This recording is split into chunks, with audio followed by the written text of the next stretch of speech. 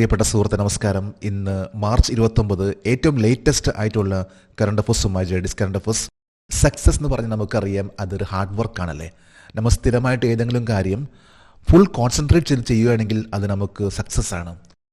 എന്നും നമ്മൾ പരീക്ഷയും അതുപോലെ തന്നെ നമ്മളുടെ സ്ഥിരമായിട്ടുള്ള ഒരു എഫേർട്ട് ആണ്. നമ്മൾ എന്നും അതിനുവേണ്ടി സമയം മാറ്റിവെക്കുകയാണെങ്കിൽ നമുക്ക് വിജയിക്കാൻ സാധിക്കും. ജേഡിസ് കറണ്ട് അഫേഴ്സും ഓരോ ദിവസവും ഏറ്റവും ലേറ്റസ്റ്റ് ആയിട്ടുള്ള കറണ്ട് അഫേഴ്സ് ആണ് നൽകാൻ ശ്രമിക്കുന്നത്. ഇന്ന് മാർച്ച് 29 നമുക്ക് ഇന്നത്തെ ലേറ്റസ്റ്റ് ആയിട്ടുള്ള കറണ്ട് അഫേഴ്സിലേക്ക് പോകാം. ഒരു ന്യൂസ് ഹെഡിംഗ് ആണ്: India and Russia set for the 14th edition of maritime exercise. ഇന്ത്യയും റഷ്യയും 14ാമത് സമുദ്രാഭ്യാസത്തിന് ഒരുങ്ങുന്നു. അപ്പോൾ ഇന്ത്യ റഷ്യയുടെ ഒരു എക്സസൈസ്. എന്താണ് ഇന്ത്യ റഷ്യ ഈ ഒരു എക്സസൈസിൻ്റെ പേര്? എന്നാണ് ഈ ഒരു എക്സസൈസ് ആരംഭിച്ചിട്ടുള്ളത്? എവിടെയാണ് ഈ എക്സസൈസ് നടത്താൻ പോകുന്നത്? നമുക്ക് ഈ കറണ്ട് അഫേഴ്സിൻ്റെ ഡീറ്റെയിൽസിലേക്ക് പോകാം. ഇന്ത്യയും ഏത് രാജ്യം തമ്മിലുള്ള ഒരു സമുദ്രാഭ്യാസമാണ് ഇന്ദ്ര വ്യായാമം. റഷ്യ, ഇന്ത്യ റഷ്യയുടെ ഒരു മാരിടൈം എക്സസൈസ് ആണ് ഇന്ദ്ര. അതേപോലെ തന്നെ ഇന്ത്യ റഷ്യയുടെ എയർഫോഴ്സ് ആയിട്ട് ബന്ധപ്പെട്ട എക്സസൈസും ഇന്ദ്ര തന്നെയാണ്. ആർമി നേവിയായിട്ട് ബന്ധപ്പെട്ടും എക്സസൈസും അത് ഇന്ദ്ര തന്നെയാണ്. ഇന്ദ്ര ആർമി, ഇന്ദ്ര നേവി, ഇന്ദ്ര എയർഫോഴ്സ് എന്നീ ലെവലിൽ പോകുന്നു. ഇതിപ്പോൾ സമുദ്രാഭ്യാസമാണ് നടത്താൻ പോകുന്നത് ഇന്ത്യ റഷ്യ. ഇന്ത്യ റഷ്യ ദ്വിരാഷ്ട്ര നാവികാഭ്യാസമായ ഇന്ദ്രയുടെ 14ാമത് പതിപ്പ് ഏത് രാജ്യത്താണ് നടത്തുക?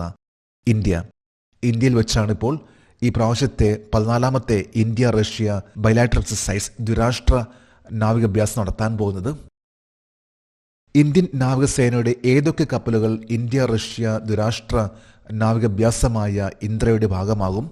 ഇന്ത്യൻ നാവിക കപ്പലായ റാണ, കുതാർ, മാരിടൈം പെട്രോൾ വിമാനം, P-8I എന്ന വിമാനം അതുപോലെ തന്നെ കപ്പലുമാണ് ഇന്ത്യ റഷ്യയുടെ ഇന്ദ്ര എന്ന എക്സസൈസിൽ പങ്കെടുക്കാൻ പോകുന്നത്. ഇന്ത്യ റഷ്യ സമുദ്രാഭ്യാസം ഇന്ദ്ര ആരംഭിച്ചത് ഏത് വർഷമാണ്? 2003. ഈ പ്രാവശ്യത്തെ എക്സസൈസ് ആണ് 14ാമത്തെ എക്സസൈസ്. ഇത് ആരംഭിച്ചിട്ടുള്ളത് 2003 ഇന്ത്യ റഷ്യ എക്സസൈസ് ആണ് ഇന്ദ്ര. അതുപോലെ തന്നെ പല രാജ്യങ്ങൾ തമ്മിലുള്ള എക്സസൈസ് ഉണ്ട്. ഇന്ത്യ നേപ്പാൾ ആണെങ്കിൽ സൂര്യകിരൺ, ഇന്ത്യ മംഗോളിയ ആണെങ്കിൽ നൊമാഡിക് എലിഫന്റ് എന്ന് പറയുന്നു, ഇന്ത്യ മാൽദീവ്സ് ആണെങ്കിൽ എഗ്വറിൻ. ഈ അടുത്ത് നടന്നിട്ടുള്ള ഇന്ത്യ കിർഗിസ്ഥാന്റെ എക്സസൈസ് ആയിരുന്നു കഞ്ചാർ എന്ന് പറയുന്ന എക്സസൈസ്. ഇന്തോനേഷ്യ തമ്മിലാണെങ്കിൽ ഇൻഡോ കോർപ്പറേറ്റ്, സമുദ്രശക്തി. ജപ്പാൻ ആയിട്ടാണെങ്കിൽ ധർമ്മഗാർഡിയൻ, ജിമ്മെക്സ് എന്ന് പറയുന്ന എക്സസൈസുകൾ. അടുത്തൊരു ന്യൂസ് ഹെഡിംഗ് ആണ്: Asia's largest inter collegiate technical and entrepreneurial festival at IIT Kanpur.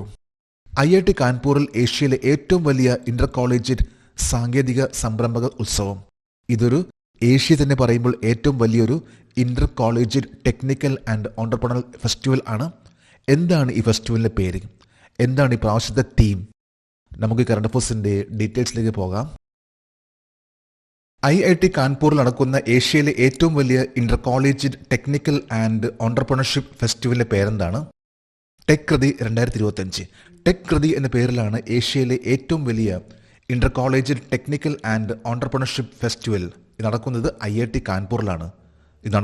IIT കാൺപൂരിൽ വെച്ചാണ് ടെക് കൃതി എന്ന് പറയുന്ന ഏറ്റവും വലിയ festival.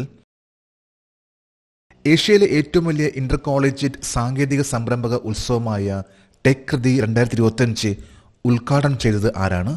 CDS general Anil Chauhan.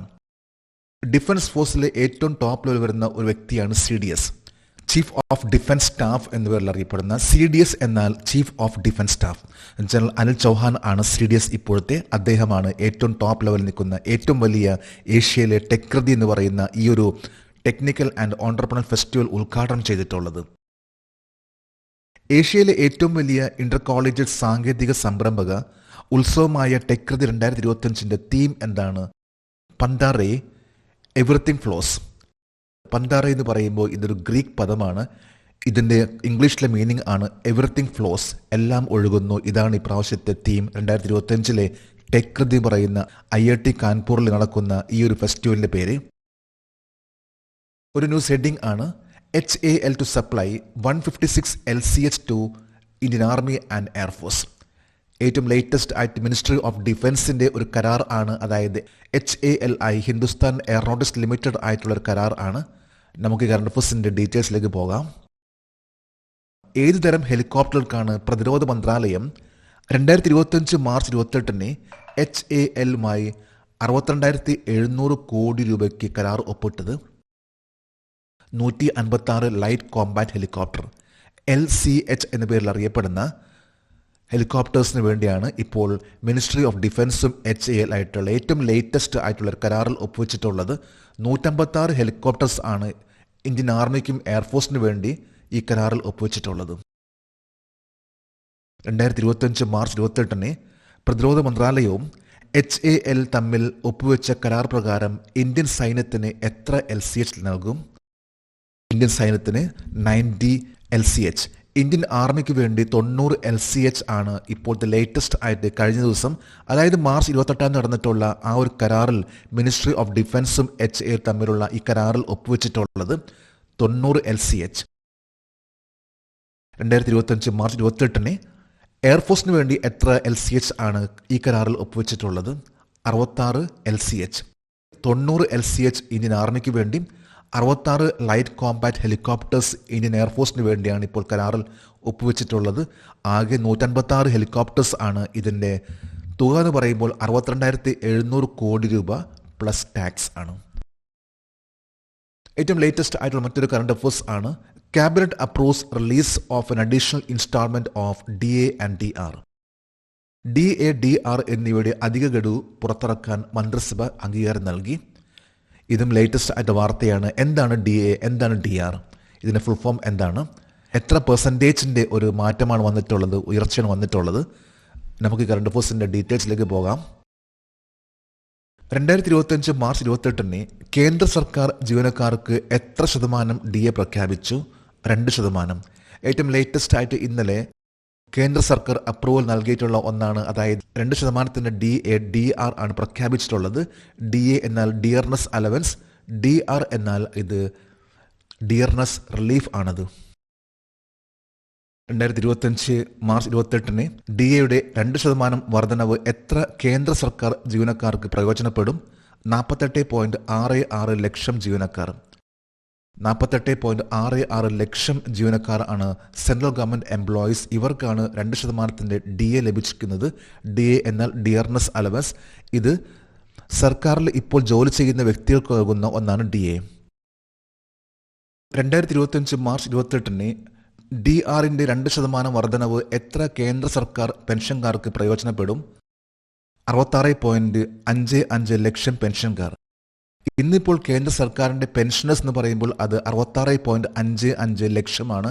ഇവർക്കാണ് ഇപ്പോൾ ലേറ്റസ്റ്റ് ആയിട്ടുള്ള DR, അതായത് ഡിയർനെസ് റിലീഫ് ആണ് ലഭിക്കുന്നത്.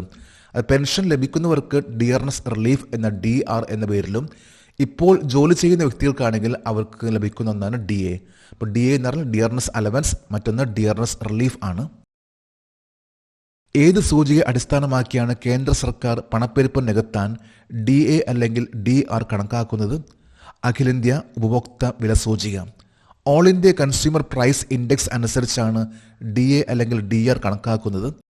പണപ്പെരുപ്പത്തിൻ്റെ, അതായത് ഇൻഫ്ലേഷൻ്റെ ബേസിലാണ് DA അല്ലെങ്കിൽ DR കണക്കാക്കുന്നത്. ഇത് കണക്കാക്കുന്നത് all India consumer price index ആണ്. ഇന്നത്തെ കറണ്ട് അഫയേഴ്സിലെ ലാസ്റ്റ് ഹെഡിങ് ആണ് Shiv Nadar daughter becomes first Indian in top 10 rich list for women. Shiv നഡാറിൻ്റെ മകൾ വനിതകൾക്കുള്ള ടോപ്പ് 10 സമ്പന്ന പട്ടികയിൽ ആദ്യ ഇന്ത്യക്കാരിയായി.